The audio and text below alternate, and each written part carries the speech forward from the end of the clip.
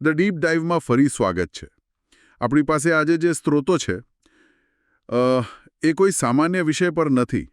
તે ખ્રિસ્તી ધર્મશાસ્ત્રના મતલબ એકદમ મૂળભૂત સ્તંભોને સ્પર્શે છે.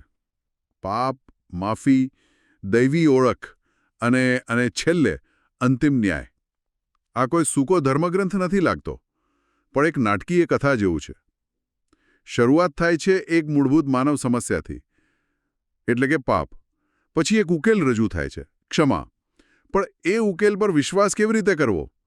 એના માટે સ્ત્રોતો કહે છે કે 3 શક્તિશાળી ગવાહો છે, અને અંતે એ ગવાહીને સ્વીકારવા કે નકારવાના પરિણામો શું છે, એટલે કે ન્યાય. ચાલો આ કથાના દરેક ભાગને ઊંડાણપૂર્વક તપાસીએ. તમે જે કથાની વાત કરીને એની શરૂઆત આ સ્ત્રોતો એક બહુ જ મહત્વપૂર્ણ ક્ષણથી કરે છે. આ કોઈ રેન્ડમ શ્લોક નથી, પણ પ્રેરિતોના કૃત્યો 2.38 જે એમ કે ખ્રિસ્તી ચળવળની શરૂઆતમાં તેના અનુયાયીઓને આપેલી પહેલી સૂચના છે. એ એક રોડમેપ જેવું છે. પશ્ચાતાપ કરો, ઈસુ ખ્રિસ્તના નામે બાપ્તિસ્મા લો અને પાપોની માફી મેળવો. અને જો તમે આ પગલાં અનુસરો તો જ તમને પવિત્ર આત્મા ભેટ તરીકે મળશે. આ ક્રમ બહુ મહત્વનો છે. આ કોઈ મેનુ નથી કે જેમાંથી તમે મનપસંદ વસ્તુઓ પસંદ કરી શકો. આ રસપ્રદ છે. તો આ એક પ્રક્રિયા છે, એક પછી એક પગલાં. પણ અહીં નામ પર બહુ ભાર મૂકવામાં આવ્યો છે, ઈસુ ખ્રિસ્તના નામે. સ્ત્રોતો આ નામ, વારસો અને ઓળખના ખ્યાલોને કેવી રીતે જોડે છે? આ બહુ ઊંડો મુદ્દો છે. સ્ત્રોતો મુજબ જુઓ, જેમ એક દીકરાને એના પિતાના નામનો વારસો મળે એમ પુત્રને પિતાના નામનો વારસો મળ્યો છે. અને પછી પવિત્ર આત્મા પણ પુત્રના નામે જ આવે છે. આ એક સાંકળ જેવું છે. જેઓ પુત્રના નામમાં વિશ્વાસ રાખે છે તેઓને એ નામ દ્વારા માફી મળે છે, અને જેમને માફી મળે છે તેમનામાં પવિત્ર આત્મા નિવાસ કરે છે. આનાથી તેમનું શરીર એક પવિત્ર સ્થાન, એક મંદિર બની જાય છે. એટલે નામ અહીં માત્ર એક ઓળખ નથી, પણ સત્તા, વારસો અને શક્તિનું પ્રતીક છે. સમજી શકાયો. તો જો માફી અને પવિત્ર આત્મા જેવી ભેટો આ નામ સાથે જોડાયેલી છે, તો એક મોટો પ્રશ્ન એ થાય છે કે કોઈ આનો અસ્વીકાર શા માટે કરે? સ્ત્રોતો એકદમ સ્પષ્ટ કહે છે કે પિતા, પુત્ર અને પવિત્ર આત્મા ત્રણેય ઈસુની ઓળખની સાક્ષી પૂરે છે. તો પછી આ સાક્ષીને નકારનારા કોણ છે? હા, સ્ત્રોતો આ અસ્વીકાર કરનારાઓને 3 મુખ્ય જૂથોમાં વહેંચે છે: શૈતાન, દુષ્ટ આત્માઓ અને કેટલાક મનુષ્યો. અને દરેકના કારણો અલગ અલગ છે. શૈતાન માટે આ સત્તાનો સંઘર્ષ છે. એ પુત્રની સત્તાને પડકારે છે અને તેની આધીનતા સ્વીકારવાનો ઇનકાર કરે છે. સ્ત્રોતો મુજબ તે પુત્રને મારી નાખવા સુધી જાય છે. અને દુષ્ટ આત્માઓ, શું તેઓ પણ અજાણ છે? બિલકુલ નહીં. અને એ જ વાત આને વધુ રસપ્રદ બનાવે છે, ખબર છે? તેઓ બરાબર જાણે છે કે પુત્ર કોણ છે. તેઓ તેમને ઈશ્વરના પુત્ર તરીકે ઓળખે છે. પણ તેઓ તેમનું અનુસરણ નથી કરતા. તેઓ ફક્ત તેમનાથી ડરે છે. તેમનું અસ્વીકાર અજ્ઞાનતામાંથી નહીં, પણ ભય અને બળવામાંથી આવે છે. અને હવે ત્રીજું જૂથ, મનુષ્યો, ખાસ કરીને એ સમયના ધાર્મિક નેતાઓ. અહીં શું કારણ હતું? શું તેમને સમજ નહોતી? સ્ત્રોતો અહીં ખૂબ જ સ્પષ્ટ અને ધારદાર છે. તેમના મતે આ લોકોનો અસ્વીકાર અજ્ઞાનતાને કારણે નથી, પણ સભાન પસંદગીને કારણે છે. એક વાક્ય છે કે તેઓ પ્રકાશ કરતાં અંધકારને વધુ પ્રેમ કરે છે, કેમ કે તેમના કાર્યો દુષ્ટ છે. એમનો મૂળભૂત મુદ્દો એ હતો કે તેઓ ઈશ્વર કરતાં પૈસા અને સત્તાને વધુ ચાહતા હતા. પસ્તાવો કરવાનો અર્થ એ થાત કે તેમને પોતાની જીવનશૈલી, પોતાની સત્તા, પોતાની લાલચ એ બધું છોડવું પડે, અને તેઓ એ માટે તૈયાર ન હતા. તો સ્ત્રોતોનો મુખ્ય મુદ્દો એ નથી કે આ લોકો નાસ્તિક હતા, પણ એ છે કે તેમનો ઈશ્વર ખોટો હતો. એમની શ્રદ્ધા પૈસા અને સત્તામાં હતી, અને જ્યારે સાચા ઈશ્વરે તેમને એ છોડવાનું કહ્યું ત્યારે તેમને ઈશ્વરને જ નકારી દીધા. આ તો જાણે કોઈપણ યુગના ભ્રષ્ટાચારનું ધાર્મિક વિશ્લેષણ લાગે છે. તમે બરાબર પકડ્યો. સ્ત્રોતમાં એક કટાક્ષભરી ટિપ્પણી છે કે જો રોમન સમ્રાટે તેમને પૈસા અને સત્તાની ઓફર કરી હોતને તો તેઓ કદાચ તેને જ મસીહા માની લેત, કારણ કે તે તેમની લાલચને પોષત. પણ પુત્ર તેમને પસ્તાવો કરવાનો અને બધું છોડી દેવાનું કહે છે, તેથી તેઓ તેનો અસ્વીકાર કરે છે. આનાથી એક મોટો સિદ્ધાંત બહાર આવે છે. જેઓ માત્ર વિશ્વાસ કરવાનો દાવો કરે છે પણ તેમના કાર્યોથી પુત્રનો ઇનકાર કરે છે, તેઓ સાચા વિશ્વાસી નથી. ઈશ્વર એવા લોકોને સત્ય સમજવા દેતા નથી જેઓ તેની આજ્ઞા પાળવા જ નથી માંગતા. ઓકે, તો આપણે એ સમજ્યું કે ઈશુની સાક્ષીનો અસ્વીકાર કોણ અને શા માટે કરે છે. આનાથી એક કુદરતી પ્રશ્ન એ થાય છે કે તો પછી એ સાક્ષી છે શું? જ્યારે સ્ત્રોતો સાક્ષી શબ્દનો ઉપયોગ કરે છે ત્યારે તે કોર્ટરૂમ જેવો અર્થ ધરાવે છે, બરાબર? જાણે કે ઈશુની ઓળખને લઈને એક કેસ ચાલી રહ્યો હોય અને 3 મુખ્ય ગવાહો પુરાવા રજૂ કરી રહ્યા હોય. બિલકુલ. આ એક કાનૂની પરિભાષા જેવી છે. આ કોઈ એક વ્યક્તિની ગવાહી નથી, પણ એક ત્રિપક્ષીય મજબૂત પુરાવો છે. ચાલો પહેલા ગવાહની વાત કરીએ. પિતા. સ્ત્રોતો અનુસાર પિતા ઘણી રીતે સાક્ષી પૂરે છે. એક તો સીધી આકાશવાણી દ્વારા, જેમ કે બાપ્તિસ્મા વખતે કહેવાયું, આ મારો પ્રિય પુત્ર છે જેનાથી હું પ્રસન્ન છું. એટલે કે એક સીધી ઘોષણા. હા. અને બીજું પુત્ર દ્વારા થતા કાર્યો દ્વારા. જે ચમત્કારો, જે ઉપદેશો, જે કાર્યો પુત્ર કરે છે તે પોતે જ એક પુરાવો છે કે તેમને પિતાએ મોકલ્યા છે. અને સ્ત્રોત એક બહુ મહત્વની વાત કહે છે, ઈશ્વરની સાક્ષી મનુષ્યની સાક્ષી કરતાં હંમેશા મહાન હોય છે. તેથી જે પુત્રમાં વિશ્વાસ નથી કરતો તે હકીકતમાં પિતાને પણ જૂઠા ઠેરવી રહ્યો છે, કારણ કે તે પિતાની આપેલી ગવાહીનો અસ્વીકાર કરી રહ્યો છે.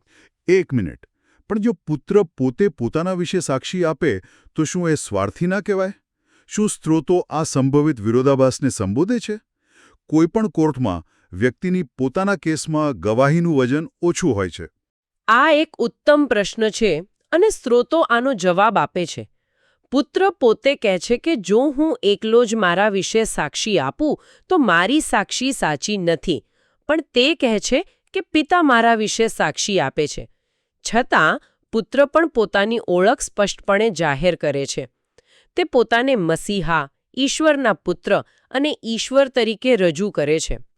પણ તેની સાક્ષીનો સૌથી મોટો અને નિર્વિવાદ પુરાવો સ્ત્રોતો અનુસાર મૃત્યુમાંથી તેનું પુનરુત્થાન છે. રોમનો 1.4 કહે છે કે મૃત્યુમાંથી સજીવન થવા દ્વારા તે શક્તિશાળી રીતે ઈશ્વરના પુત્ર તરીકે સાબિત થયા. આ એવી ઘટના હતી જેને નકારી શકાય નહીં. તો પુનરુત્થાન એ અંતિમ પુરાવો છે. અને ત્રીજા સાક્ષી, પવિત્ર આત્મા, તેની ગવાહી કેવી રીતે કામ કરે છે? આ થોડું અમૂર્ત લાગે છે. પવિત્ર આત્માની સાક્ષી 2 સ્તરે કામ કરે છે. પ્રથમ, વિશ્વાસીઓની અંદર.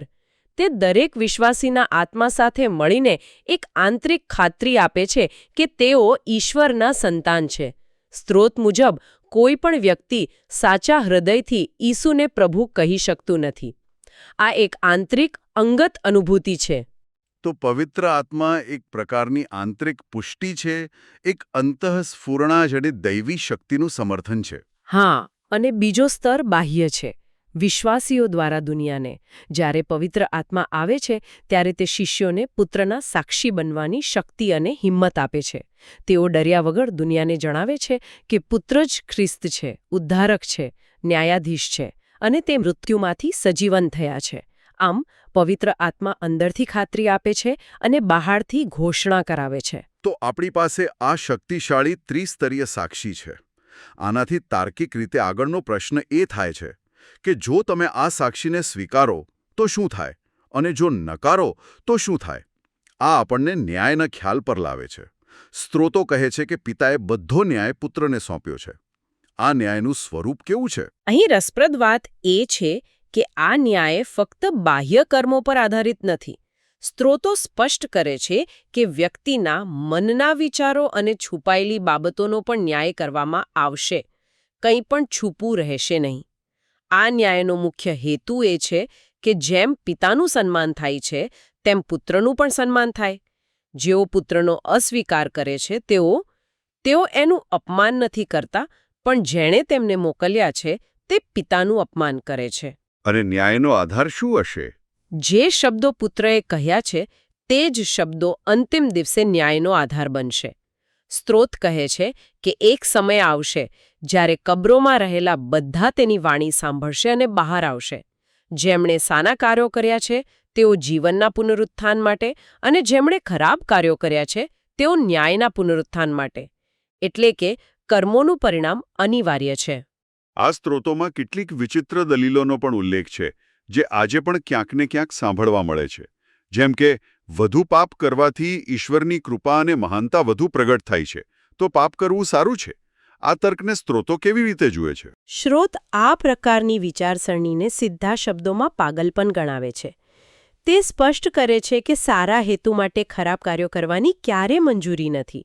ઉદાહરણ તરીકે, સુવાર્તા ફેલાવવાના નામે જૂઠું બોલવું અથવા કોઈને વિશ્વાસમાં લાવવા માટે ઈશ્વરની કોઈ આજ્ઞા તોડવી, આ બધું અસ્વીકાર્ય છે. મૂળ સિદ્ધાંત એ છે કે મસીહા પાપીઓનો ન્યાય કરવા આવે છે, પાપને પ્રોત્સાહન આપવા નહીં. આનાથી વિશ્વાસની વ્યાખ્યા પર પણ પ્રશ્ન થાય છે. શું માત્ર માનવું પૂરતું છે? બિલકુલ નહીં. સ્ત્રોત એક ખૂબ જ સચોટ ઉદાહરણ આપે છે. દુષ્ટ દૂતો પણ ઈશ્વરમાં વિશ્વાસ કરે છે અને ડરથી ધ્રુજે છે, પણ તેમનો નાશ નિશ્ચિત છે, કારણ કે તેમનો વિશ્વાસ આજ્ઞાપાલનમાં પરિણમતો નથી. તેથી સાચો વિશ્વાસ એ છે જે કાર્યો અને આજ્ઞાપાલન દ્વારા વ્યક્ત થાય, માત્ર માનસિક સંમતિ પૂરતી નથી. આ બધું આપણને એક મોટા પ્રશ્ન પર લાવે છે. ન્યાય શા માટે જરૂરી છે? જો ઈશ્વર પ્રેમ છે તો તે બધાને માફ કેમ નથી કરી દેતા અને બધી સજા માફ કેમ નથી કરતા? સ્ત્રોત આનો બહુ વ્યવહારુ જવાબ આપે છે.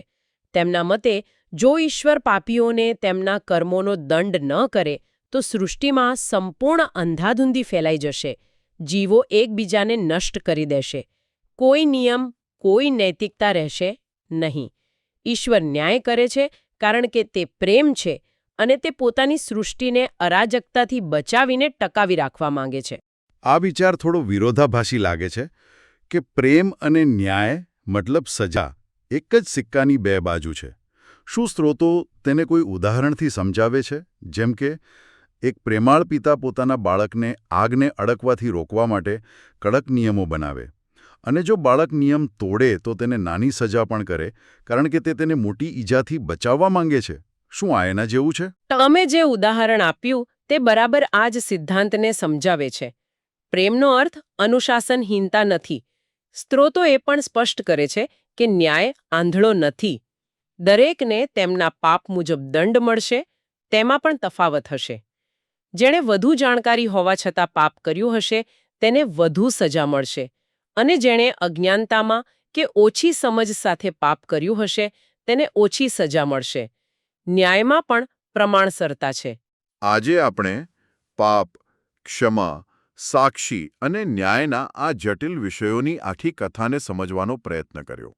આપણે જોયું કે કેવી રીતે આ સ્ત્રોતો એક માળખું રજૂ કરે છે જ્યાં પસ્તાવાથી ક્ષમા અને પવિત્ર આત્માનો માર્ગ ખુલે છે, અને કેવી રીતે પિતા, પુત્ર અને પવિત્ર આત્માની ત્રિવિધ સાક્ષી પુત્રની ઓળખને પ્રમાણિત કરે છે.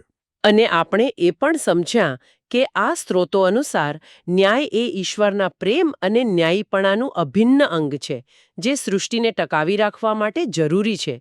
અને અંતે વિશ્વાસ એ માત્ર એક માન્યતા નથી, પરંતુ આજ્ઞાપાલન દ્વારા વ્યક્ત થતું જીવન છે. અંતમાં આ સ્ત્રોતો એક ખૂબ જ ગહન અને વિચાર પ્રેરક તફાવત રજૂ કરે છે, જે આખી ચર્ચાને એક નવા સ્તરે લઈ જાય છે.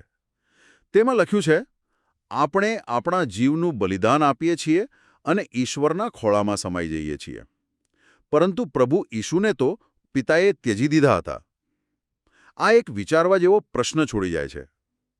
આ દેવી ન્યાય અને કૃપાની પ્રણાલી, જેનું અંતિમ શિખર આ બલિદાન છે, તેમાં એક સામાન્ય વિશ્વાસીના બલિદાન અને ખુદ પુત્રના બલિદાન વચ્ચેનો આ મૂળભૂત તફાવત ઈશ્વર અને માનવતા વચ્ચેના સંબંધ વિશે શું દર્શાવે છે?